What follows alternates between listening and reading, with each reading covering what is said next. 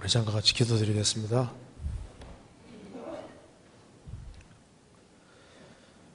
자비로우신 우리 아버지 하나님, 오늘도 저희들을 한자리에 불러 모아주시고 또 하나님의 말씀으로 궁금한 것을 생각해 보려고 합니다.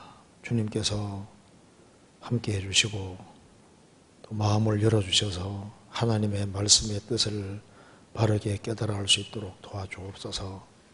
오늘 모든 시종 함께 해주시고 도와주시옵소서. 주 예수 그리스도 이름으로 기도하옵나이다. 아멘. 성경 이사야 6장 찾겠습니다.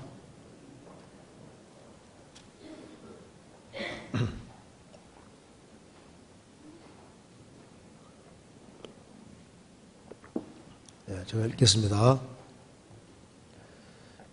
우시야 왕의 죽던 해 내가 본적 주께서 높이 들린 보좌에 앉으셨는데 그 옷자락은 성전에 가득하였고 서랍들은 모셔 섰는데 각기 6 날개가 있어 그 둘로는 그 얼굴을 가리었고 그 둘로는 그 발을 가리었고 그 둘로는 날며 서로 창화하여 가로되 걸어가다 걸어가다 걸어가다 만군의 여호와여 그 영광이 온 땅에 충만하도다. 이같이 창화하는 자의 소리로 인하여 문제방에 터가 요동하며 집에 연기가 충만한지라. 그때 내가 말하되 화로다 나여 망하게 되었도다. 나는 입술이 부정한 사람이요 입술이 부정한 백성 중에 거하여 만군의 여호와이신 왕을 배웠음이로다. 그 서랍의 하나가 화저로 단에서 취한 바 핀 수술을 손에 가지고 내게로 날아와서 그것을 내 입에 대며 가로되 보라 이것이 내 입에 닿았으니 내 악이 제하여졌고 내 죄가 사하여졌느니라 하더라. 내가 또 주의 목소리를 들은 적 이르시되 내가 누구를 보내며 누가 우리를 위하여 갈고 그때 내가 가로되 내가 여기 있나이다. 나를 보내소서. 거기까지입니다. 여기 오늘은 좀 빨리 끝낼 수 있을 것 같습니다. 왜냐하면 질문이 좀 적거든요. 좋으시죠? 이제 첫 번째 질문이 이사야 6장에 대한 질문이기 때문에 제가 이거 읽었습니다. 자, 질문을 한번 읽어보겠습니다. 찬송가 271장 가사 중에 이해가 잘 안 되는 것이 있어서 질문드립니다. 마지막 가사인 제단 숯불을 내 입에 대니 어찌 주자할까 주여 나를 보내소서 해서 그냥 문자 그대로 읽었을 때 느껴지는 건 사극 속 고문 형장 같습니다. 입술에도 숯불 대니까요. 이런 고통, 고난을 이겨내서라도 주님 일을 위해서 나가겠다는 건가요? 그리고 이제 아래 해설에, 이제 찬송가 밑에 해설에 숯불이 입에 닿았다는 것은 상징적인 표현이며 주께서 이사야의 죄를 용서해 주신 일을 뜻한다라고 되어 있지만 숯불을 입에 갖다 대는 것이 왜 죄 용서를 뜻하는지 모르겠습니다. 숯불이 특별한 의미를 갖고 있는 것인지 찬송가의 배경 말씀은 이사야 6장 6절 8절을 읽어봐도 6장 전체를 읽어봐도 아리송합니다. 도와주세요. 이렇게 질문했습니다. 찬송가 271장 가사 중에 이해가 잘 안 되는 것이 질문드립니다. 그죠?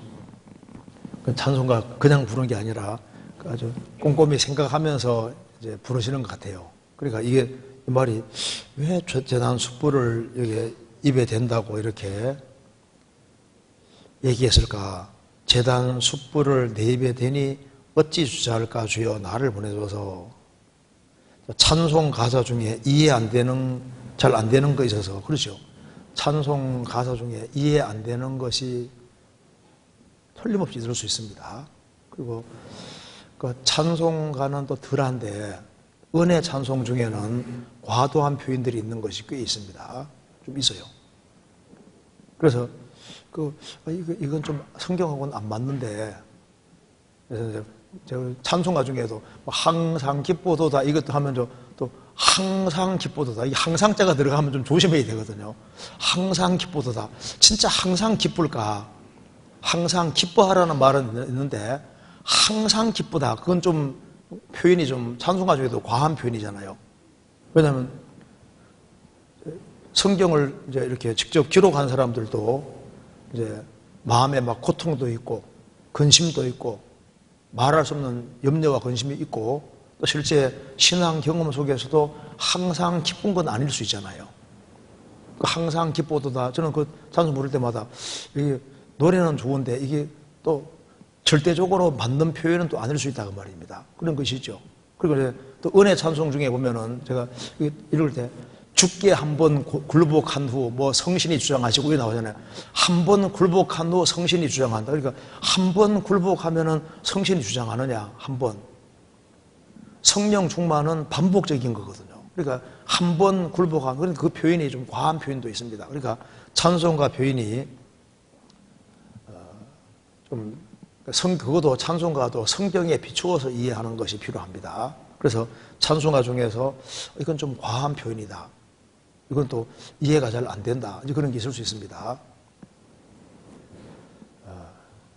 그리고 이제 그래서 이게 이제 요 질문은 좀 표현이 좀 요건 성경에 비추어서 만든 표현인데도 이해가 잘 안 된다. 그리고 제단 숯불을 내 입에 대니 어찌 주저할까 주여 나를 보내소서 해서 문자 그대로 읽었을 때는 사극 속 고문 현장 같아. 사극을 보신 모양이죠. 그래서 이제 우리나라는 옛날부터 줄이 트는 것도 있고, 네 죄를 네가 알렸다 하고 이제 안 하면 이제 막 이제 사극에 이제 고문하잖아요. 고문하는데 숯불을 입에 대는 고문이 있었는지 그건 잘 모르겠습니다. 그러니까 근데 사극 속의 고문 현장 같이 그렇게 들린다. 인도 같은 걸 찢을 때도 막 등 찢고 막 이런 건 있어도 입 찢고 이건 잘 안 하잖아요. 근데 이건 숯불을 입에 대는 건 진짜 무서운 표현인데 이런 표현이 성경에 나온다는 겁니다. 그래서 성경 이사야 6장 이것을 보고 나도 입술이 부정한 사람이라고 하면서 교회사 속에 붉은 숯불을 입에 댄 사람도 있습니다. 실제로. 어떻게 됐을까요? 자기가 이사야가 아니잖아요. 이사야가 아닌데 이사야 선지자처럼 숯불을 입에 갖다 대면 어떻게 되겠습니까? 완전히 타버리죠. 그래서 이런 고통, 이런 고난을 이겨내고 나서라도 주님 일을 위해 나아갔다는 근거예요. 물론 그건 아니죠. 그래서 해설이 잘 되어 있습니다. 아래 해설에 숯불이 입에 닿았다는 것은 상징적인 표현이며 주께서 이사야의 죄를 용서해 주신 일을 뜻한다라고 되어 있지만 맞습니다. 숯불을 입에 갖다 대는 것이 왜 죄 용서를 뜻하는 것인지 모르겠다. 숯불을 입에 갖다 대는 거하고 죄 용서와 무슨 관계가 있느냐? 물론 좀 좋은 질문입니다. 그런데 이제 이사야 6장을 읽어보면은 이제 우시야 왕의 1절에 우시야 왕의 죽던 해라고 했습니다. 근데 우시야 왕이 이스라엘 통치할 때 이스라엘 민족은 많은 타락의 길을 걸어갔습니다. 근데 우시야가 죽던 해에 이사야 선자는 봤는데 높이 들린 보좌, 아주 높이 들린 보좌에 주님이 앉아 계신 것을 봤고 성전에 주님 옷자락이 가득한 것을 봤습니다. 그리고 서랍 천사들이 이제 주님을 모시고 서 있는 것도 봤습니다. 그런데 영광 중에 계신 주님을 보고서 이사야 선자는 깨달았습니다. 자기가 죄인이라는 것을 깨닫고 특별히 입으로 죄를 많이 지은 것을 깨달은 겁니다. 선지자 중에서 황금의 입을 가진 선지자 하면은 이사야입니다. 이사야는 말을 아주 잘하는 사람입니다. 모세형 아론이 말 잘한다고 성경에 나오잖아요. 너의 형이 말 잘함을 내가 아노라. 하나님께서도 인정하신 것만큼 아론은 그렇게 말을 잘했습니다. 우리 교회 안에도 보면 목사님들 중에 특별히 말을 잘하는 사람 있잖아요. 얼마나 말을 잘하는지 말을 특별히 잘하는 사람들이 있더라고. 근데 이사야 선지자도 말을 굉장히 잘하는 사람입니다. 그러니까 말을 또 너무 잘하는 사람은 말로 실수도 많이 하잖아요. 이사야 선지자는 이렇게 영광 중에 계시는 주님을 뵀을 때 자신이 지은 죄 중에서 입으로 지은 죄를 제일 많이 생각하게 됐습니다. 그래도 특별히 이 시대에 입으로 죄를 많이 지은 것이 분명합니다. 왜냐하면 5절에 내가 말하되 화로다 나여 망하게 되었도다. 나는 입술이 부정한 사람이요 입술이 부정한 백성 중에 거하여 입술이 부정한 백성 중에 거하여 뭘 봐서는 이스라엘 백성들이 입술로 죄를 아주 많이 지은 걸 알 수 있고 이사야 선지자도 이스라엘 백성 중에 거해서 자신도 입술로서 죄를 많이 지은 것을 특별히 깨닫게 되는 겁니다.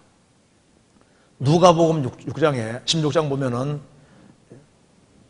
매일매일 날마다 화롭게 잔치하고 사는 그 부자 죽음 건너갈 때 뭘 제일 고통스러워했습니까? 혀. 내가 이 불꽃 중에 고민하나이다. 내 혀를 서늘하게 하소서. 그러니까 혀로 얼마나 많이 죄를 지었으면 특별히 혀가 고통스러울까요?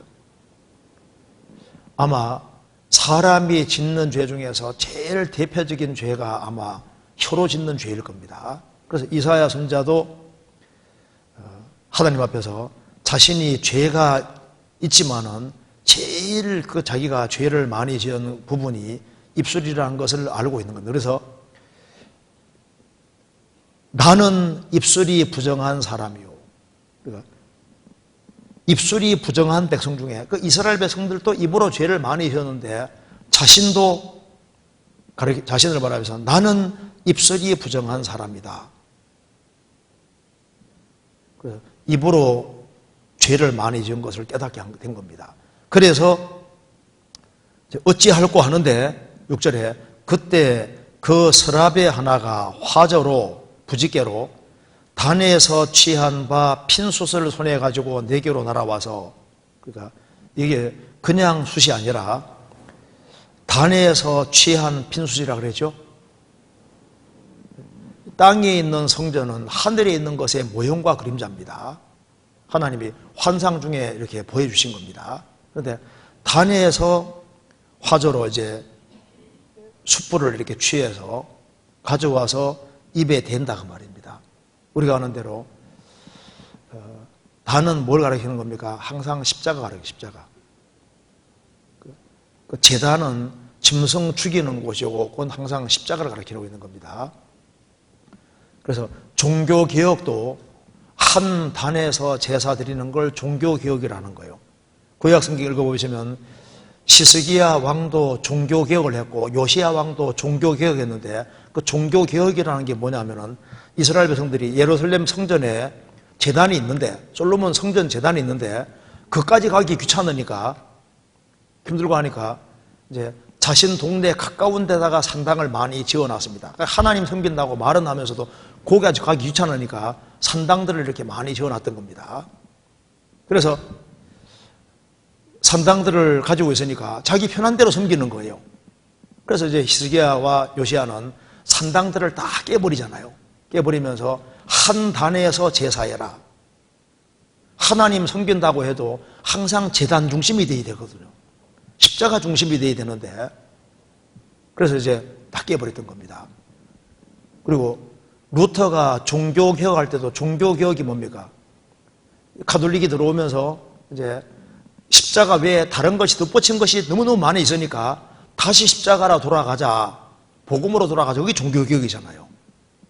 그래서 성경에 단 나오면 단은 짐승을 죽이는 곳이고 항상 십자가를 가리키는 거예요. 그래서 이게 이제 짐승을 죽이면은 이제 번제로 불태워 드릴 때 그게 숯이 있는 겁니다. 핀숯. 그래서 번제는 자신을 하나님께 온전히 잡아 바친다는 뜻도 있습니다. 그래서 이제 짐승을 죽이고 이제 불태우지 않습니까? 이제 거기에 있는 제단에 있는 숯불이다 그 말입니다. 제단에 있는 숯불을 가져와서 그 입술에 대는 것이 뭘 말하냐면은 이제 이사야 선지자도 구원되는 모든 근거는 제단이 있다는 것을 설명하고 주님의 보배로운 피로 구속받는다는 것을 설명해 주고 있는 거예요. 자, 이거 이해하기 위해서 한번 찾아봅시다. 이거 잠깐 접고 스가랴 3장 찾겠습니다. 스가랴 3장 1절입니다.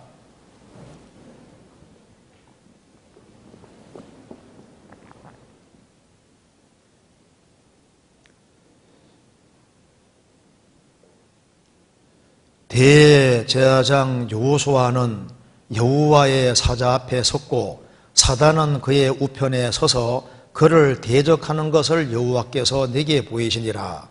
여호와께서 사단에게 이르시되 사단아 여호와가 너를 책망하노라. 예루살렘을 택한 여호와가 너를 책망하노라. 이는 불에서 꺼낸 거슬린 나무가 아니냐 하실 때 여호수아가 더러운 옷을 입고 천사 앞에 섰더라.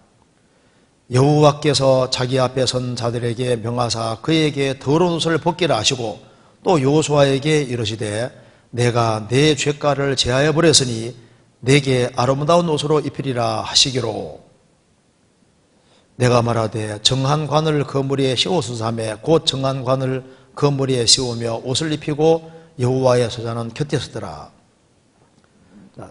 이 당시에 바벨론에서 들어온 그 여호수아는 이제 환상 중에 이제 보는 겁니다. 대상 여호수아는 여호와 사자 앞에 섰고 사단은 그 편에 서서 그를 대적하는 것을 여호와께서 내게 보이시니라. 스가랴에게 보여준 겁니다. 이 당시에도 이제 사단은 하나님 앞에 왕래할 수 있었습니다. 욥기 1장에도 천상회의 때 사탄이 하나님 앞에 올라왔잖아요. 이 당시에도 올라왔고 아합 죽일 때도 그때도 여호와의 회의에 사탄이 참석했습니다. 지금도 사탄이 하나님 보좌 앞에 왔다 갔다 할 수 있습니다. 요한계시록 12장 보면은 7년 혼란 중반기가 되면은 쫓겨나서 여호와 회의에 들어갈 수가 없는 거예요. 이 당시에도 왕래 가능하게 지금도 왕래 가능한 겁니다. 그래서 이제 사단이 이제 여호수아를 대적하는 겁니다. 그때 여호와께서 사단에게 말했습니다. 사단아 여호와가 너를 책망하노라. 예루살렘을 택한 여호와가 너를 책망하노라. 이는 불에서 꺼낸 거슬린 나무가 아니냐. 이스라엘은 지금 바벨론 포로 잡혀갔다 돌아왔습니다. 그래서 불이 싹 지나가서 한 토막 조금만 남았는데 이제 불에 거슬려 있다 그 말입니다. 볼품 없잖아요. 이스라엘이 바벨론 포로 잡혀가서 볼품 없는 상태인데 이제 예루살렘에 막 성전을 지으려고 하는데 그 초라한 건데 그 사탄은 긍휼히 이기는 마음이고 전혀 없는 거예요. 그저 정죄하고 대적하는 겁니다. 그래서 여호수아가 더러운 옷을 입고 서는 것을 보여주지 않습니까? 그래서 이제 하나님께서 말씀하시기를 그 더러운 옷을 벗기라 하고 이제 아름다운 옷을 입히는 걸 보여주지 않습니까? 그럼 왜 더러운 옷을 벗기고 아름다운 옷을 입히냐면은 하나님 앞에 부정해진 사람이 이제 더러운 옷을 벗고 아름다운 옷을 입는 이것이 바로 예수님의 공로로 구원되는 것을 이렇게 표현해 준 거예요. 그래서 여기에 그럼 왜 더러운 옷을 벗기고 이 새 옷을 입을 수 있냐 하면은 예수님 때문에 그런 겁니다. 9절 같이 읽겠습니다. 3장 9절. 만군의 여호와가 말하노라. 내가 너 여호수 앞에 있는 돌을 보라. 한 돌에 7눈이 있느니라. 내가 새길 것을 새기며 이 땅의 죄악을 하루에 제하리라. 여호수 앞에 세운 돌 예수님입니다. 이사야 28장에도 예수님은 시험한 귀한 기초돌이라고 했습니다. 예수님을 돌로 표현했습니다. 한 돌에 예수님은 유일한 구세주니까 한 돌이고 7눈이 있느니라. 계시록 5장에 7눈은 7 성령이라고 표현되어 있습니다. 그래서 예수님에게로부터 성령이 나올 것을 미리 보여준 겁니다. 예수님 죽으시고 부활하신 후에 오순절에 성령이 정말 오셨습니다. 내가 새길 것을 새기며 대제사장 의복에 12보석이 있는데 그 보석에 12지파 이름들이 딱 새겨져 있습니다. 내가 새길 것을 새기며 이사야 49장에도 내가 너희들을 손바닥에 새겼다.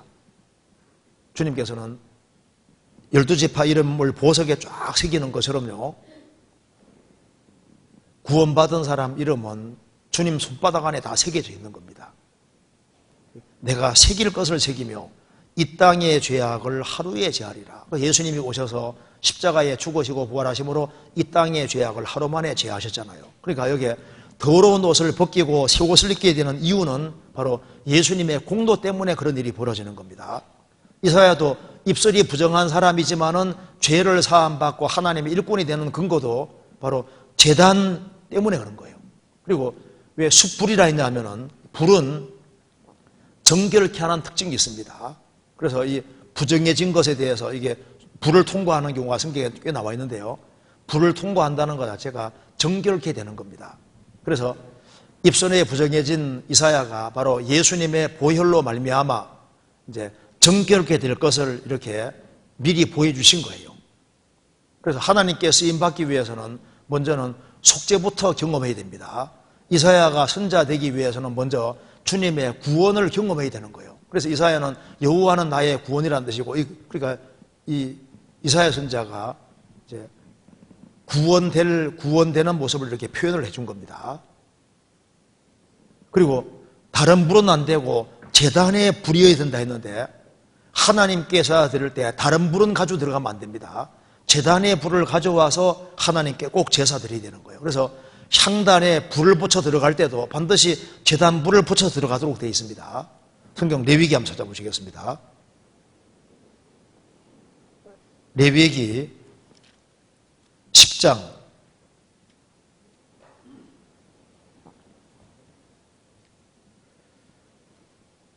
10절에 아론의 아들 나답과 아비후가 각기 향로를 가져다가 여호와의 명하시지 않은 다른 불을 담아 여호와 앞에 분향하였더니 불이 여호와 앞에서 나와 그들을 삼키매 그들이 여호와 앞에서 죽은지라.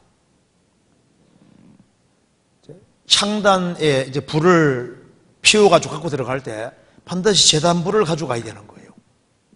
그런데 제단불이 아니라 다른 불을 가지고서 들어가다가 징계로 죽게 됩니다. 그럼 왜 다른 불을 갖고 들어갔느냐? 그 뒤에 읽어보면은 아마 술을 먹었던 것 같아요. 그래서 하나님의 성전에 들어오는 사람은 절대 술을 마시지 말아라. 그래 나와 있죠. 8절에 여호와께서 아론에게 일러가라사대 너나 내 자손들이 회막에 들어갈 때에는 포도주나 독주를 마시지 말아서 너희 사망을 면하라.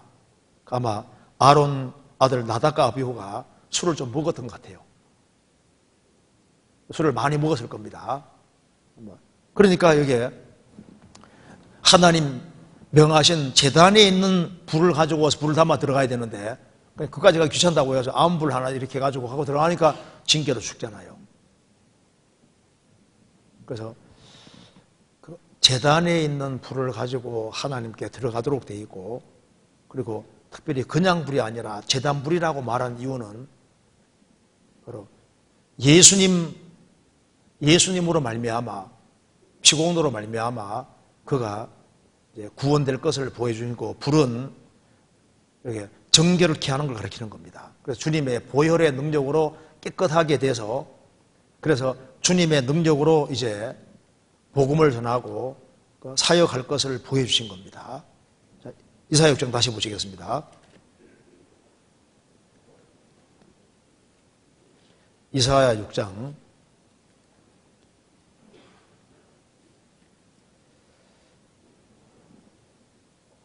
7절에 그것을 내 입에 대며 가로되 보라 이것이 내 입에 닿았으니 내 악이 죄하여졌고 내 죄가 사해졌느니라 하더라. 그건 입술의 죄만 사해진 것이 아니라 바로 예수님으로 말미암아 죄에서 해방되고 구원될 것을 미리 보여주신 겁니다. 그리고 난 다음에 이제 8절에 내가 또 주의 목소리를 들은 적 이르시되 내가 누구를 보내며 누가 우리를 위하여 갈고, 3일 제한한 말하고 있습니다. 내가 누구를 보내면 누가 우리를 위하여 갈고, 우리는 3일째 하나님을 위해 두신 겁니다. 창세기 1장에도 하나님이 가라사대 하고 가라사대 말씀하시면서 우리의 형상을 따라 우리의 모양대로 우리가 사람을 만들자 하잖아요. 그러니까 하나님인데 우리라고 되잖아요. 창세기 3장에는 여호와 하나님이라 하되 보라 이 사람이 선악을 하는 일에 우리 중 하나같이 되었으니 하나님 대 우리라고 되어 있잖아요.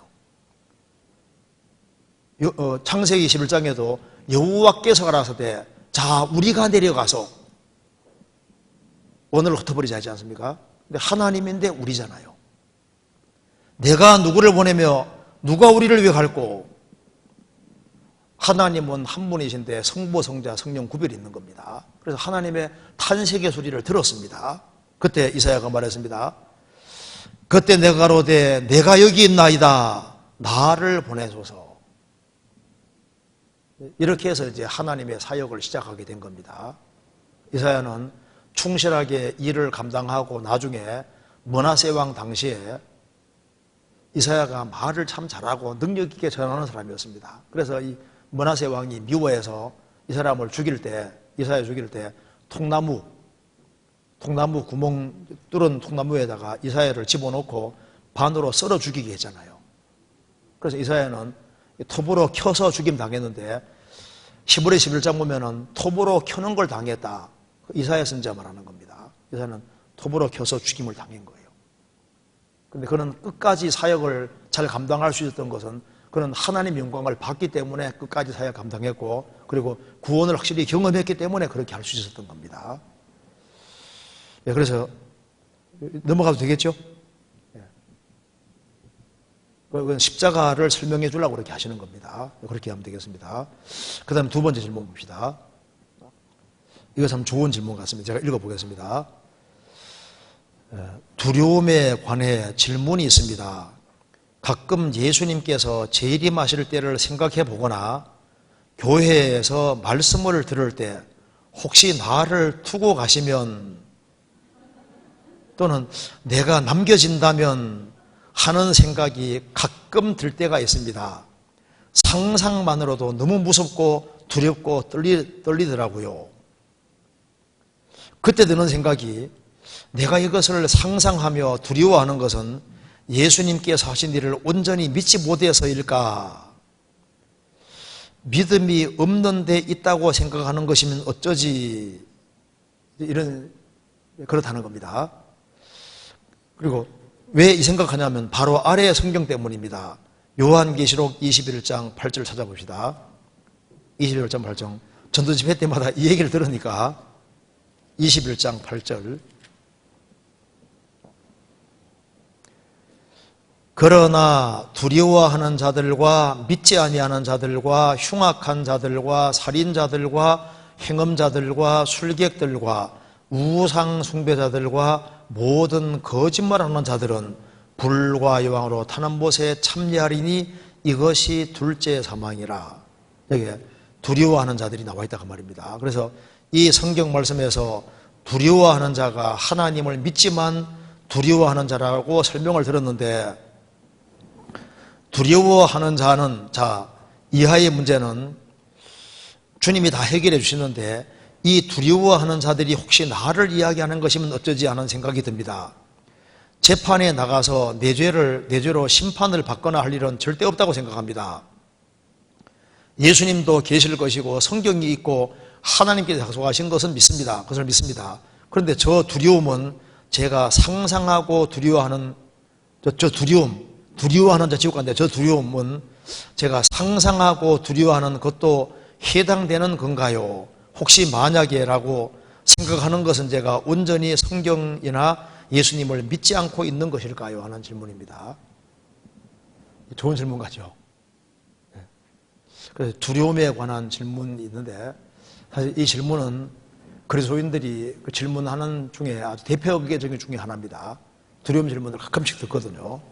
그래서 가끔 예수님께서 재림하실 때를 생각해 보거나 교회에서 말씀 들을 때 혹시 나를 두고 가시면 또 다 들림받았는데 내가 혹시 남겨진다면 이런 생각이 들 때가 있는데 상상만으로도 너무 두렵다. 주님 갑자기 왔는데 나만 남겨지면요. 이건 진짜 큰일이잖아요.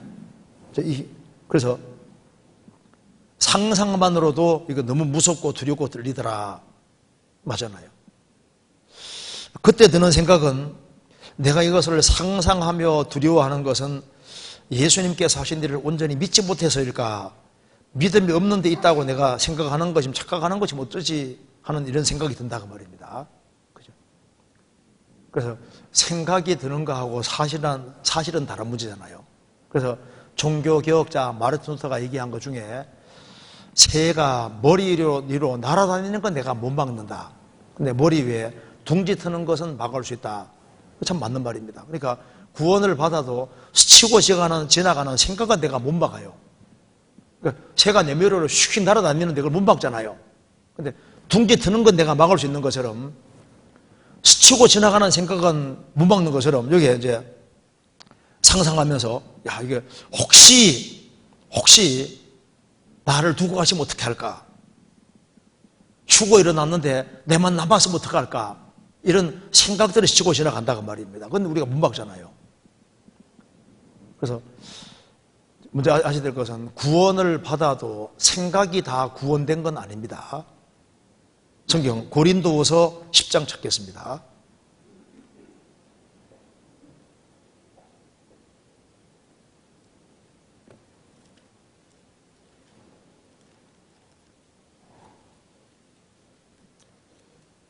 (10장) 5절입니다. 4절을 제가 읽겠습니다.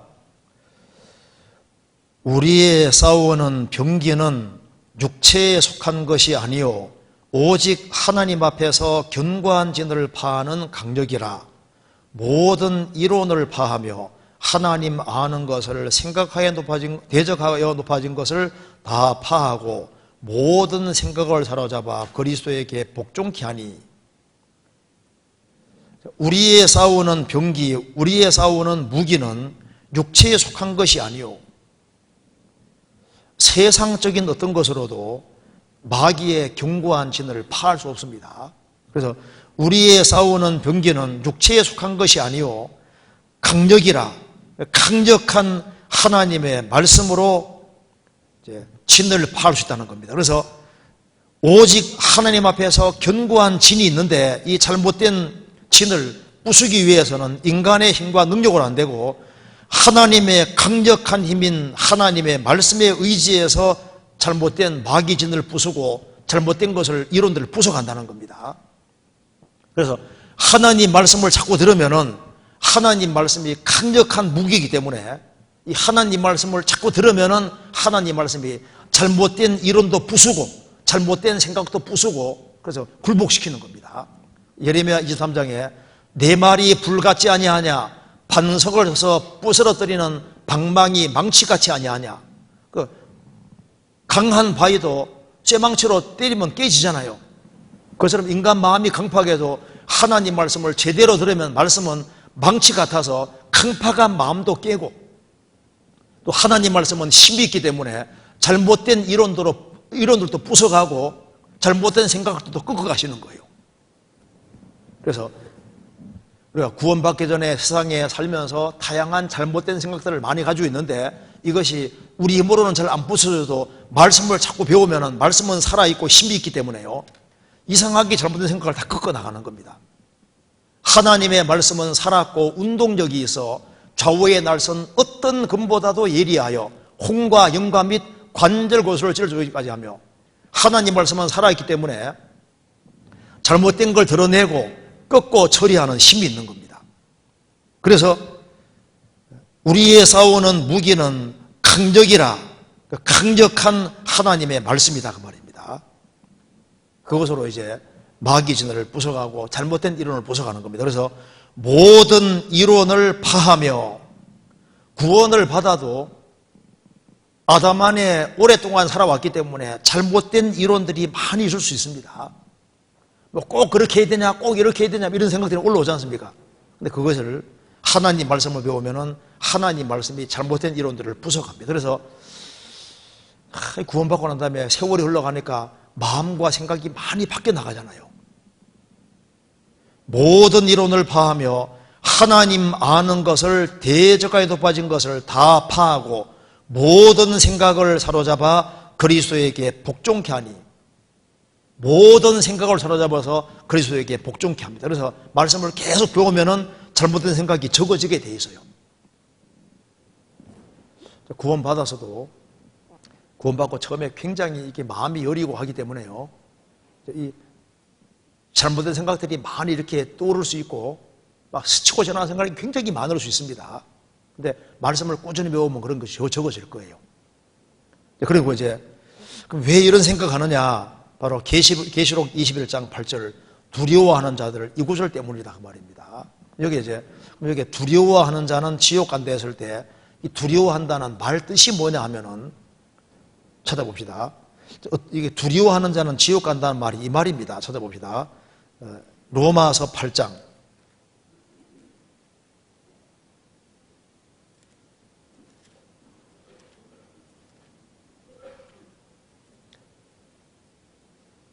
로마서 8장 15절입니다. 15절. 같이 읽겠습니다. 너희는 다시 무서워하는 종의 영을 받지 아니하였고 양자의 영을 받았으므로 아바 아버지라 부르짖느니라. 구원받은 사람은 양자 아들의 영을 받았습니다. 그런데 구원을 받지 않고 종교 생활을 하는 사람은 즉 특별히 아들이 되지 않고 여전히 종으로 있는 사람, 종은 주인에게 잘못하면 쫓겨날까 봐 무섭잖아요. 종의 영이니까. 그래서 무서워하는 종의 영, 그러니까 두려워하는 자가 누굴 말하냐면은 행위에 의지해서 천국 가려고 하는 모든 사람들을 가르치는 거예요. 그래서 교회 생활은 하지만은 주님의 완전한 공로를 의지하지 않고 뭔가 행해야만 천국 간다고 생각하는 사람들, 그런 사람들은 자기 행위가 온전치 못하기 때문에, 완전치 못하기 때문에 항상 두려운 마음이 있는 거예요. 그래서 교회 생활을 오래 하고 종교 생활을 오래 해서도 복음 진리를 확실히 깨닫지 못한 사람, 진리를 알지니 진리가 너를 자유케 하리라, 진리로 자유함 받지 못한 사람은 잘해도 항상 부족한 것이 있으니까 무서운 겁니다. 그래서 주의를 빠지면 지옥 갈 것 같고, 뭐 잘못하면 지옥 갈 것 같고, 왜냐하면 행위에 기대는 사람은 불안하거든요. 그래서 이 두려워하는 자 중에 첫 번째는 뭘 가르치냐면은 하나님 계신 것을 믿고 신앙생활 열심히 하고 새벽기도 열심히 하고 철학기도 열심히 하고 막 착한 일 하고 구제 금식하고 막 이제 선행도 많이 행하고 봉사도 많이 하는데 뭘 열심히 해서 천국 간다고 생각하는 사람은 두려워하는 자에 속하는 겁니다. 왜? 아들이 된 적이 없고 종이니까. 종을 어렸을 때부터 곱게 양육하면 자식인 채 하리라. 자식은 안 되거든요. 제가 남의 집에 좀 살아봐서 아는데요. 이게 차이가 나더라니까요. 일단 주인하고 같이 밥 먹을 때도 일단 저는 어려워요. 왜? 언제든 쫓겨날 가능성이 있으니까. 입주해서 애 가르칠 때도 보면 일단은 종 입장에 있으니까 나가면 나가야 되잖아요. 그래 아들은 밥 먹을 때 막 국도 먹을 때 막 후루룩 소리 내면서 막 먹는데 아버지 집에서 먹는데 저는 실수할까봐 매번 조집스럽습니다. 편하게 대해줘도 나는 편치를 않은 거예요. 그리고 시험 점수가 또 못 나오면요. 이것도 참 이게 이제 쫓겨날 가능성이 항상 있잖아요. 아들이야 뭐 점수 올라가 내려다 관계없잖아요. 그래서 이게 무서워하는 종이형이란 말이 맞는 거예요. 교회 생활 하지만은 항상 마음이 달랑박사입니다. 왜? 행위에 기대니까. 그래서 주님의 완전한 공로를 받아들여서 성령께서 그걸 딱 믿어지게 하시면은 성령께서 내가 하나님의 자녀인 걸 증거하시고 죄와 죽음과 심판에서 해방됐으니까 쫓겨날 의미가 없잖아요. 아들이 됐으니까. 그러잖아요. 그러니까 여기에 두려워하는 자라는 말은 첫 번째, 여기에 무서워하는 종의 영을 받은 사람 가르치는 겁니다. 또 한 가지는 두려워하는 자가 뭘 가르치냐 하면은 이걸 카워들이라고 번역한 것도 있는데요. 비겁쟁이 가르치는 겁니다. 무슨 말이냐면은 하나님보다 사람을 두려워하는 사람 가르치는 거예요. 무슨 말이냐면은 구원을 받으라고 하나님 명령하셨는데 하나님 계신 건 알면서도 자꾸 구원받는 걸 미룹니다. 왜 미루냐 하면은 내가 혹시 믿고 구원받으면은 친구들이 따돌리지 않을까? 내가 지금 믿어야 되지만 이거 그만두면은 조상 숭배하는 걸 그만두면은 집안 식구들이 문제 삼을 텐데, 또 내가 혹시 예수 믿고 구원을 받게 되면은 사회적으로 경제 활동을 하는데 무슨 문제가 생기가 싶어서 하나님보다 다른 것을 두려워해서 구원받는데 나아가지 않고 구원을 뒤로 미루고 하나님보다 사람을 더 두려워하는 그런 사람들에게 가르치는 거예요. 그러니까 비겁장이 가르치는 겁니다. 그래서 구원받아야 될 걸 알지만은 과감하게 구원받는데 나아가지 않고 하나님보다 사람과 다른 여타의 것을 더 무서워해서 구원받는 걸 뒤로 미루는 그런 사람들이 첫 번째 지옥하는 케이스에 속하는 거예요. 이해되시죠? 그래서 여기 재판에 나가 내 죄로 심판을 받거나 할 일은 절대 없다고 생각합니다. 예수님도 계실 것이고 성경이 있고 약속하신 걸 내가 믿기 때문에 주님 앞에 서면 내가 할 말이 있다 그 말입니다. 나는 주님 공도 의지해서 이제 섰습니다. 그렇게 말할 것이기 때문에 이제 나는 심판을 안 받고 심판 앞에서도 내가 당당할 거라고 생각한다. 그렇죠? 자, 그런데 저 두려움은 제가 상상하고 두려워하는 것에 그것도 해당되는 걸까요? 아니죠. 혹시나 만약에 라고 생각하는 것은 제가 성경을 온전히 믿지 않아서 그런 것일까요? 물론 아니죠. 의심이라는 거하고 불신하고는 좀 개념이 다릅니다. 스치고 나오는 생각하고 사실을 부정하면 불신이 되는 거지 않습니까?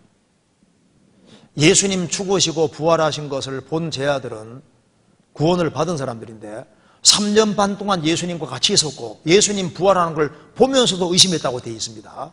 성경 찾아봅시다. 마태복음 28장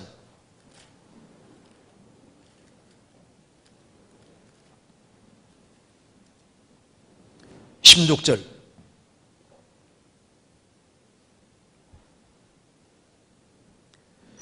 열한 제자가 갈릴리에 가서 예수의 명하시던 산에르러 예수를 배웠고 경배하나 오히려 의심하는 자도 있더라. 영역본에는 some doubted입니다. 몇몇 사람이 의심했다. 그러니까 예수님 부활한 걸 보면서도 경배하면서도 진짜인가 의심했다고 그러잖아요. 예수님 부활한 걸 본 자들은 다 구원받은 사람들입니다. 그래서 상상하고 두려워하는 것은 저게 두려워하는 자에 속하는 것이 아닙니다. 그래서 여기에 예수님 재림하실 때를 생각해보거나 교회에서 말씀 들을 때 혹시나 하는 생각을 할 때 그런 상상만으로도 너무 두렵고 떨린다. 그렇죠?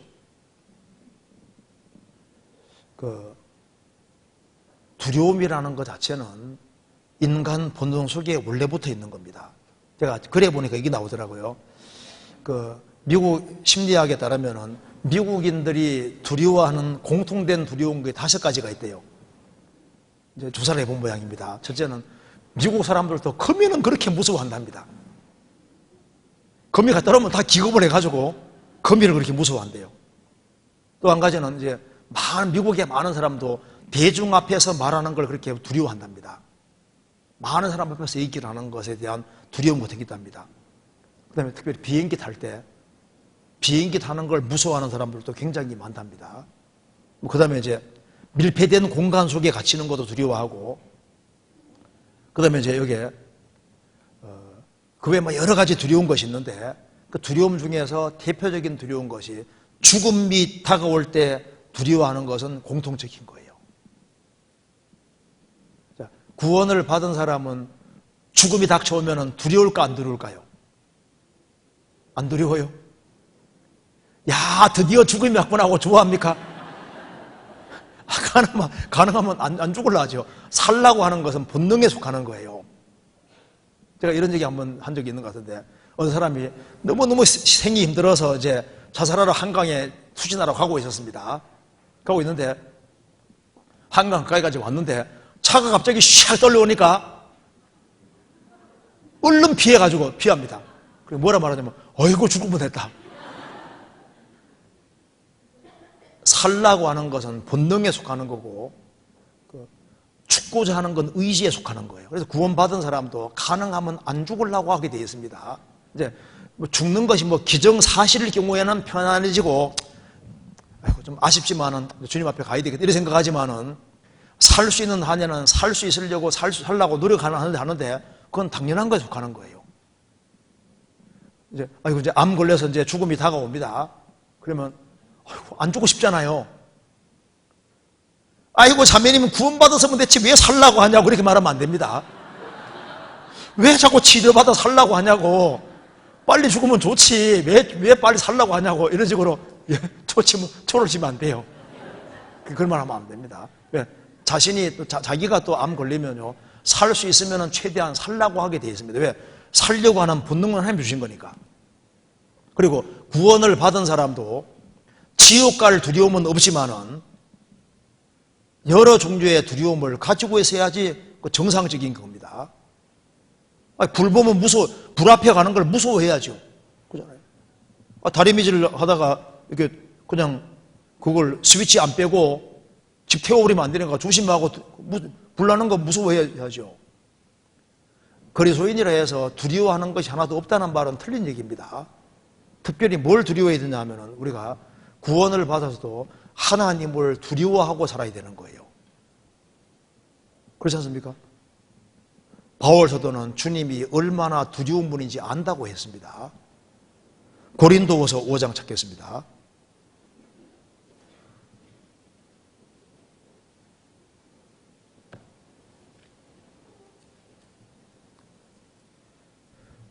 고린도후서 5장 11절.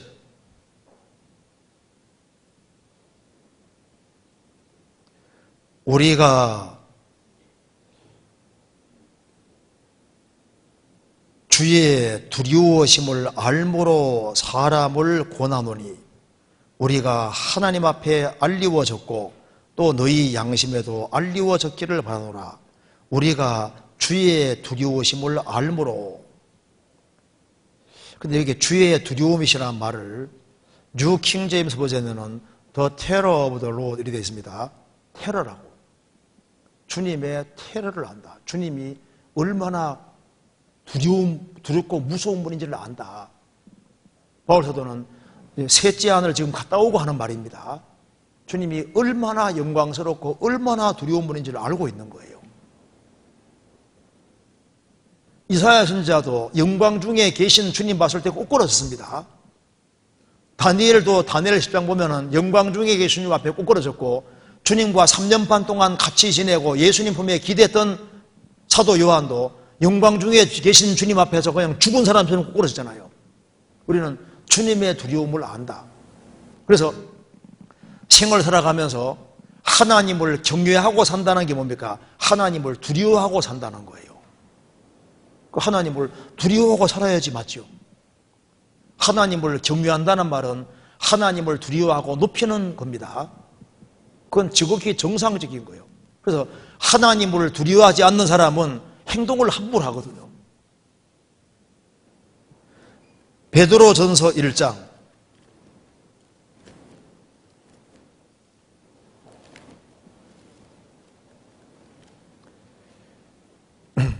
베드로전서 1장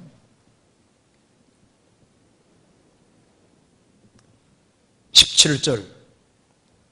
외모로 보시지 않고 각 사람의 행위대로 판단하시는 자를 너희가 아버지라 부른즉 너희의 나그네로 있을 때를 두려움으로 지내라. 외모로 보시지 않습니다. 하나님은 각 사람의 행위대로 판단하시는 자가 하나님인데 그 하나님을 너희가 아버지라 부른즉 너희의 나그네로 있을 때, 우리는 지금 나그네 생활을 살고 있는 겁니다. 잠깐 시간 지나가면 이제 나그네 생활을 하면 천국 들어가게 되잖아요. 그 나그네 삶을 어떻게 살아야 되느냐? 두려움으로 지내라. 조심조심히 살고 하나님을 경외하고 하나님을 두려워하는 마음으로 살아야 되고 하나님의 판단을 두려워해야 됩니다. 하나님은 살아계시거든요. 시편 119편 보시겠습니다. 시편 119편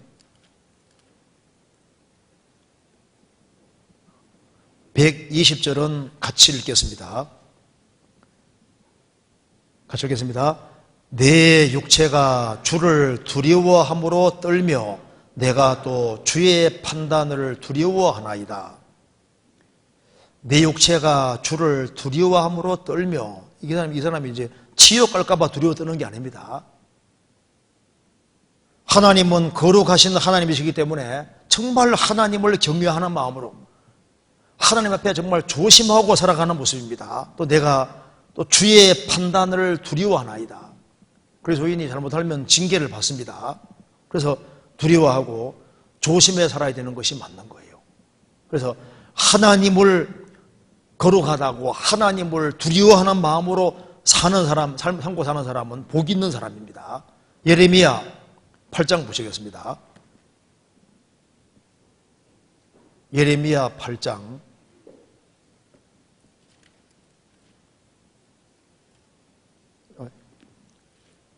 이사야 봅시다. 이사야 8장 봅시다.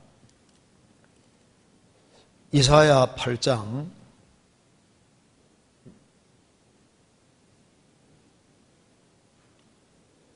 12절입니다. 이 백성이 맹약한 자가 있다 말하여도 너희는 그 모든 말을 따라 맹약한 자가 있다 말하지 말며 그들이 두려워하는 것을 너희는 두려워하지 말며 놀라지 말고, 그 다음 읽겠습니다. 만군의 여호와 그를 너희가 거룩하다 하고 그로 너희의 두려워하며 놀랄 자를 삼으라.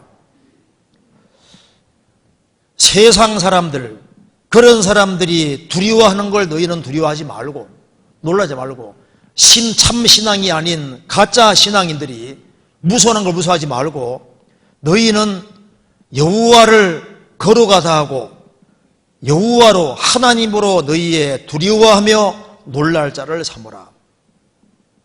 그래서 하나님을 두려워하는 사람이 두려움이 없는 세계 속에 들어가게 되는 겁니다. 근데 하나님을 두려워하지 않는 사람은 두려우신 하나님을 만나게 될 겁니다. 그리고 가장 무섭고 공포스러운 지옥까지 가게 되는 거예요.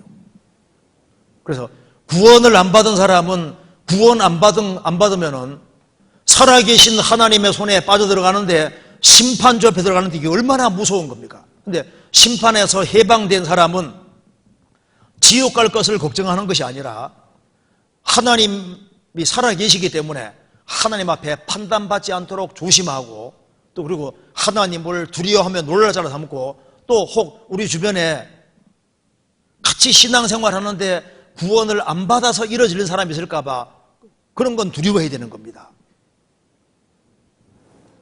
그런데 그러니까 두려움은 그리스도인에게도 일반적인 거라고 할 수 있는데, 단지 어떤 두려움이 없냐면은 주님의 대속으로 정말 죄에서 해방이 되고 구원받은 사람은 지옥 갈 심판과 형벌, 그 두려움에서 해방이 된 것이지, 잘못 살아가면 징계받는 이런 건 두려워해야 되는 겁니다. 그리스도 안에 들어온 사람은 죄와 죽음과 심판에 대한 두려움, 이런 두려움에서는 해방이 된 겁니다. 그래서 구원 안 받은 사람은 정말 무서우신 하나님을 만나게 됩니다. 여기 성경, 여기 시편 90편 찾아봅시다. 시편 90편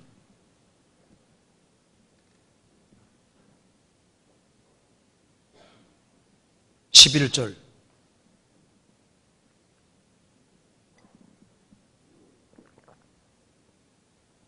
같이 읽겠습니다. 누가 주의 노의 능력을 알며 누가 주를 두려워하여야 할 때로 주의 진도를 알리이까.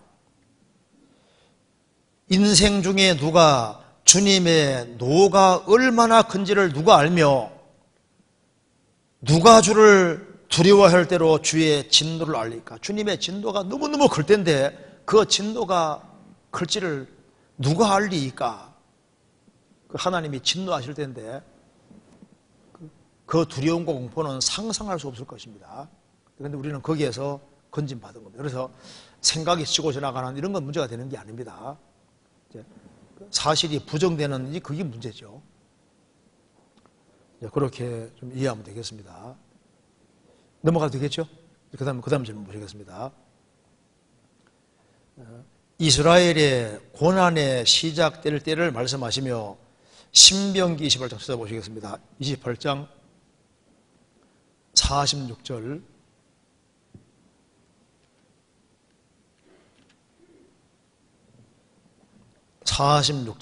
제가 읽겠습니다. 이 모든 저주가 너와 내 자손에게 영원히 있어서 표적과 감개가 되리라. 이스라엘의 고난의 시작될 때를 말씀하시면서 이 모든 저주가 너와 내 자손에게 영원히 있어서 표적과 감개가 되리라. 영원히 있을 것이라고 한 저주가 최근 이스라엘의 회복과 반대되는 말씀이 아닌가 하는 생각이 듭니다. 저 영원할 것이라는 저주는 그 당시 성내에서 있을 고통을 말씀하실 것인가요? 이게 문장 오독한 겁니다. 예.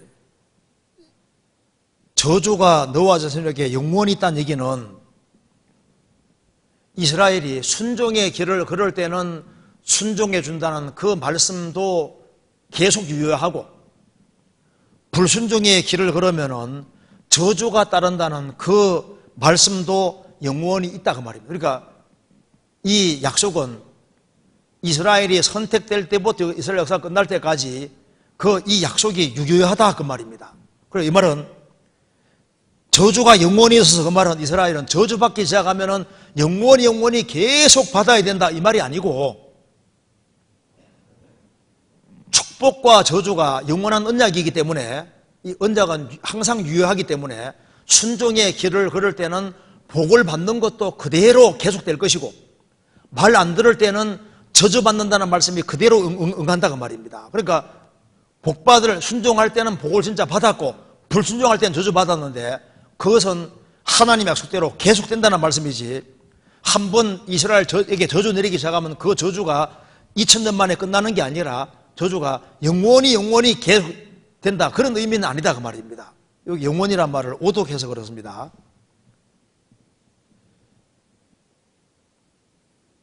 이 모든 저주가 너와 내 자손에게 영원히 있어서 그 말은 불순종의 길을 걷는 사람에게는 실제로 저주가 내리는데, 어느 시대에든 불순종하면은 그 저주는 기록된 대로 정확히 내린다 그 말입니다.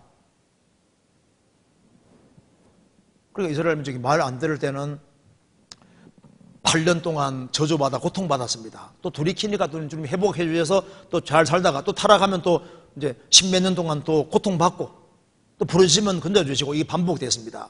이스라엘이 그리스도 배척한 죄로 2000년 가까이 망했는데 지금 돌아오고 이제 마음이 풀려가니까 이제 지금은 회복시키는 시대잖아요. 그러니까 이스라엘 민족이 복과 저주가 세상 끝날 때까지 계속 있을 걸 말씀하신 것이고, 저주가 주어질 때 계속 저주 준다 그런 말은 아니다 그 말입니다. 저주받아도 형벌받는 기간이 끝나면 항상 원상 복귀되도록 되어 있는 거예요. 예레미야 30장 찾아봅시다. 예레미야 30장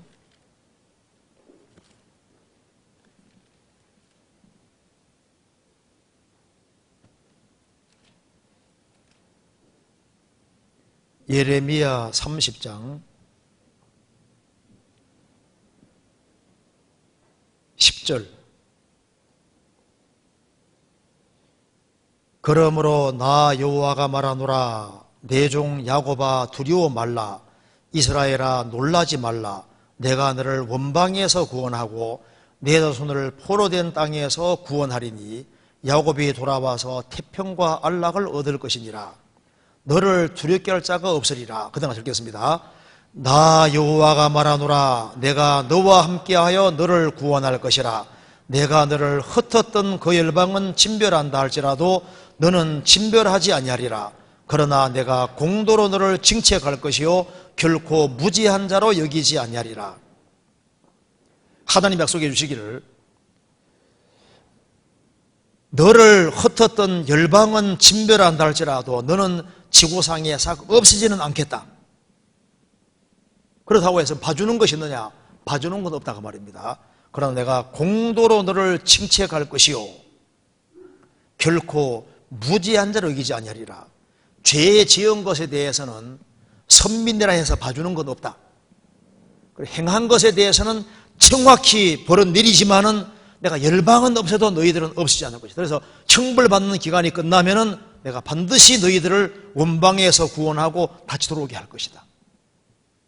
그래서 형벌을 내리고 축복을 내리는 것을 기록된 대로 하되 하나님은 살아계시고 약속시키기 때문에 그 약속이 항상 유효하다. 그런 의미에서 항상이다 그 말입니다. 그렇게 이해하면 되겠습니다. 그 다음에 질문. 빛이 1년에 도달하는 거리를 1광년이라고 하는데 예를 들어 1만 광년의 거리에 있는 별을 지금 볼 때 우주와 지구의 생성 용도가 달라서 가능한 부분인지 아니면 과학적 오류가 있는 것인가요? 여기 이제 질문이 성경에 따르면은 인간 역사가 그렇게 오래 안 되는데 빛이 지구의 1초의 지구를 7바퀴 반을 돌고 빛이 1년 동안 가는 거리가 1광년인데 몇 억 년 전에 있는 별도 지금 보고 있다면은 그 빛이 날아오는데 시간이 걸리니까 그 몇 억 광년 전에 비시면 몇 억 년 전의 것을 보고 있다는 얘기가 되는 거니까 이게 인간 역사는 그렇게 오래 안 됐는데 그러면 우주가 그렇게 오래됐다는 얘기냐 이런 질문이 나올 수 있잖아요. 이것도 좋은 질문이라고 할 수 있습니다. 근데 창세기 1장 펴봅시다. 1장 한번 펴보세요. 1장을 보시면은 1장 1절입니다. 태초에 하나님이 천지를 창조하시니라. 땅이 혼돈하고 공허하며 흑암이 깊음이 있고 하나님의 신은 수면에 운행하시니라. 하나님이 가라사대 빛이 있으라 하시며 빛이 있었고 그 빛이 하나님 보시기에 좋았더라. 하나님이 빛과 어둠을 나누사 빛을 낮이라 칭하시고 어둠을 밤이라 칭하시니라. 저녁에 되며 아침에 되는 첫째 날이니라. 자, 이거 한번 잠깐 봅시다. 여기에 태초에 하나님이 천지를 창조하시니라. 그러니까 하나님이 하늘을 만드시고 땅을 만드셨는데 창세기 1장에 천지를 창조하시니라 했습니다. 창조란 말은 무에서부터 유를 만들어내는 겁니다. 그러니까 무에서부터 유를 만들어내는 것이 창조입니다. 그러니까 원래 하나님만 계셨는데 하나님이 하늘과 땅을 만드셨는데 이게 창세기 1장 1절에 천지 창조하시니라 속에 물질계를 다 만드신 걸 알 수 있습니다. 그런데 하나님이 천지 창조하셨는데 이 지구는 땅은 혼돈하고 공허하고 흑암이 깊음이 있었다. 그러니까 하나님이 천지를 창조하실 때 이 지구는 혼돈과 공허니까 생명체라는 게 전혀 없는 상태로 있었던 거예요. 그러니까 사람이 살고 생명체가 살 수 있는 상태가 아니었다 그 말입니다. 그런데 하나님이 천지를 창조하셨고 그리고 이제 3절에 보면은 하나님이 가라사대 빛이 있으라 하신 빛이 있었고 라고 하시면서 5절 끝에 저녁에 되며 아침에 되는 첫째 날이니라. 여기에 하나님이 천지를 창조하시고 이제 이 지구에 생명체가 있게 하는데 6일이 걸려요. 6일. 그럼 여기 6일은 언제부터 시작되냐 하면은 3절부터 시작되는 겁니다. 그러니까 하나님이 가라사대 하고 5절 끝에 첫째 날이니라. 또 6절에 보면은 하나님이 가라사대 하고 8절에는 둘째 날이니라. 9절에 하나님이 가라사대 하고 13절에 셋째 날이니라. 14절에도 하나님이 가라사대 라고 하시고 그 다음에 19절에 이는 넷째 날이니라. 20절에도 하나님이 가라사대 라고 하시고 23절에 다섯째 날이니라. 24절에도 하나님이 가라사대 라고 하시고 31절에 여섯째 날이니라. 이렇게 나오지 않습니까? 그러니까 6일을 말할 때는 항상 하나님이 가라사대, 즉 하나님이 가라사대 이 말이 들어가고 첫째 날, 둘째 날 이렇게 쭉 나간다 그 말입니다.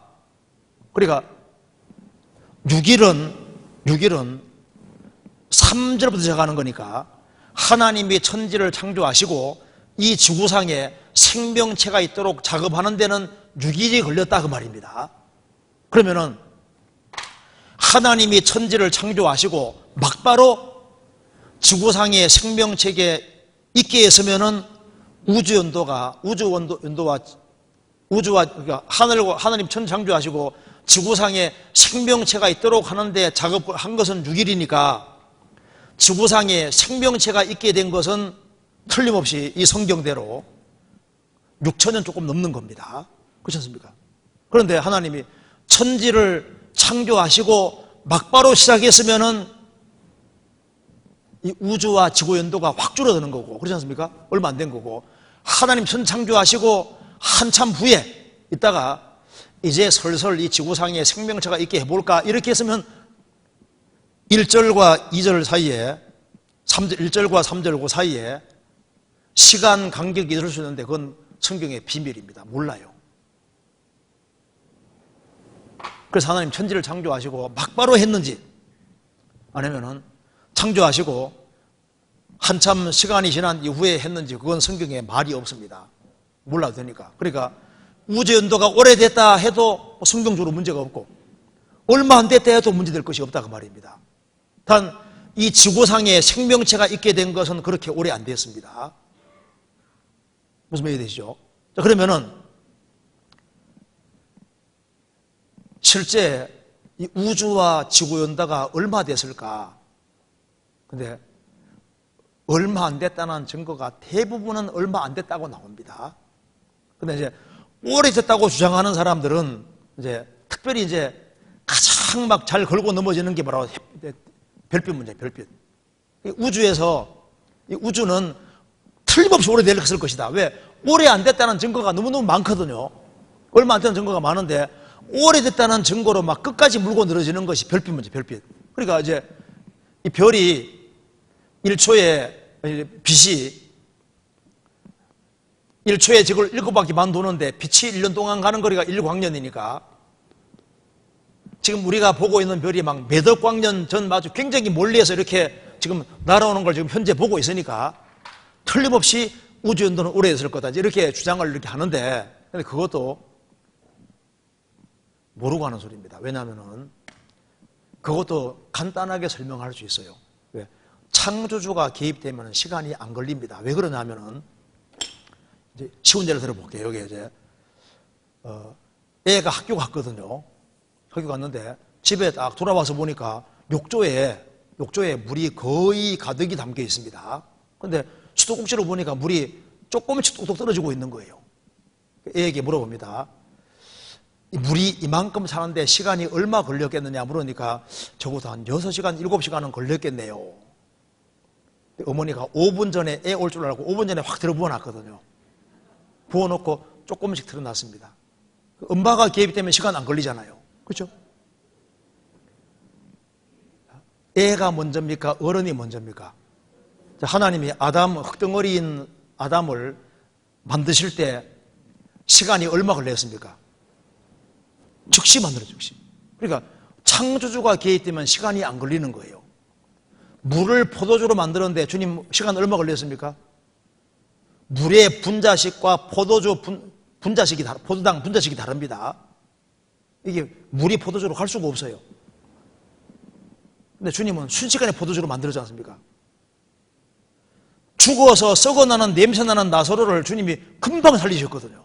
그러니까 창조주가 개입되면 시간이 안 걸리는 겁니다. 창세기 1장 읽어보시면은 하나님이 천지를 창조하실 때 해와 달과 별들 재료를 다 만들어 놓고 넷째 날에는 제 위치를 다 지키시고 처음부터 비치게 하고 시작했다고 되어 있잖아요. 비치게 하고. 그러니까 아담 하와는 처음부터 우리가 보는 모든 별빛을 다 보고 있었던 거예요. 처음부터. 무슨 말이 되세요? 그러니까 창조주가 개입되면 시간이 안 걸린다 그 말입니다. 무슨 말이 되세요? 그러니까 이 지구가 이 우주 연도가 얼마나 오래됐느냐? 빅뱅 이론에 따르면 이제 은하계 간의 거리들이 멀어지고 있기 때문에 거리 딱 재가지고 현재 멀어지는 속도 계산해서 과거에는 줄어들었을 때 그렇게 하면서 이제 설명을 쭉 해서 막 연도를 길게 잡지 않습니까? 근데 그것도 하나님이 창조하시고 딱 그렇게 프로그램 만들어 놓으면요, 창조주가 개입되면 시간이 안 걸린다니까요. 그리고 이제 아마 이거 본 적이 있을 겁니다. 그 천문학과 교수 해롤드 슬러서 교수가 한 얘기 들어봤죠. 예. 얼마 안 된 증거도 굉장히 많아요. 그러니까 학자들은 뭐 얼마 안 됐다고 하든 길게 됐다고 하든 우리는 관계될 것이 없는 것이, 오래됐다 해도 문제 없고 얼마 안 됐다 해도 문제 없는 거예요. 성경에는 그 부분은 자세히 얘기 안 해줬으니까. 근데 하나님이 천창조하시고 오랜 세월이 지난 동안에 지구를 방치해 둘 이유가 없잖아요. 근데 성경에 자세한 것은 설명이 없습니다. 그런데 그 천문학자 슬러서 교수가 한 얘기 중에 보면은 하나 참조할 것이 있는 것이요. 그게 우주에서 이게 하나님이 먼지가 떨어지게 만들어 놨습니다. 이 중력이라는 게 있으니까 외계로부터 우주에서 먼지가 들어오거든요. 그래서 지구에 중력이 있으니까 바깥에서 이게 먼지가 계속 들어온다고요. 근데 지구는 순환 체계로 되어 있으니까 먼지 떨어지면 안 느껴지잖아요. 근데 다른 순환 체계가 아니니까 먼지가 떨어지면 쌓이거든요. 그래서 이제 이 지구 연도를 43억 내지 45억 년으로 계산하면은 달도 43에 45억 년 고정될 거니까 달에서 먼지 떨어지는 걸 계산했을 때 얼만큼 정도의 먼지가 있어야 되냐 하면은 대략 한 45억 년, 50억 년 계산했을 때 130m에서 한 300m 정도 두께로 먼지가 쌓여 있어야 된다고 말입니다. 지금 현재 데이터 가지고 계산하면은 다른 중력이 지구의 6분의 1입니다. 먼지가 들어오거든요. 우주에서 먼지가 쫙 계속 들어오고 있으니까 틀림없이 아무리 오차가 있어도 계산해봐도 분명히 130에서 한 300m 정도의 분명히 먼지가 있어야 되는데 달에 가봤잖아요. 어떤 사람도 달에 간 것도 안 믿더라고요. 요즘은 달에 갔다 왔습니다. 갔다 왔고 그래서 거기다가 이제 이렇게 지구하고 이렇게 할 수 있는 거지 않습니까? 반사하는 거 다 갖다 놓고 왔잖아요. 그래서 정확히 갔다 온 걸 확인할 수 있습니다. 근데 요즘은 정보가 좀 잘못된 게 많이 있어가지고 막 희한한 게 안 믿어요. 지구가 둥글 다는 것도 안 믿는 사람들도 꽤 있더라고. 지구가 둥글어요. 성경에도 지구가 구체라고 설명이 나와 있잖아요. 히브리 말로 축인데 스피어 구체입니다. 하나님이 구체라고 말씀하셨는데 안 믿는 사람들도 많아요. 어쨌든 간에 그런데 달에 가보니까 먼지가 얼마나 정말 적냐면 3mm에서 7.5cm. 그러니까 발자국 딱 찍힐 정도밖에 없어요. 그러면 대략 계산해도 이게 7,000년, 8,000년이라고 말하지 않습니까? 그러니까 그러면 달에 먼저 그렇게 적다면은 지구도 적다는 얘기가 되고 대부분은 얼마 안 된 증거로 나오는 거예요. 왜? 데이터라고 계산하는 건 얼마 안 된 거로 나옵니다. 그런데 별빛은 그걸 통해서 무조건 오래됐다. 그런데 그것도 아닐 수 있는 거예요. 창조주의 능력을 생각하지 못하기 때문입니다. 창조주를 개입하면은 시간이라는 게 걸 이유가 없어요. 일단 그래서 하나님이 천지를 창조하시고 막바로 6일 창조하셨는지, 천지 창조하고 한참 후에 6일 창조 시작하셨는지 그건 우리가 알 길이 없습니다. 그건 하나님께 이제 맡기면 되는 겁니다. 그리고 그 외에 제 질문이 있는데 일단 여기까지 하도록 하겠습니다. 이 다른 질문이 답하려면 굉장히 길어요. 그러니까 여기까지 하겠습니다. 같이 기도하시겠습니다. 자비로우신 우리 아버지 하나님, 저희들을 주의 보배로운 피로 구원해 주신 것을 감사합니다. 저희들에게 지혜와 총명을 주시고 하나님 말씀 위에 굳게 설 수 있도록 도와주시고 주 안에서 다 귀하게 쓰임받도록 더욱 역사해 주옵소서. 진행되는 학위 수양에 주님이 함께해 주시고 주의 역사와 능력을 나타내 주옵소서. 고마우신 우리 구주 예수 그리스도 이름으로 기도하옵나이다. 아멘.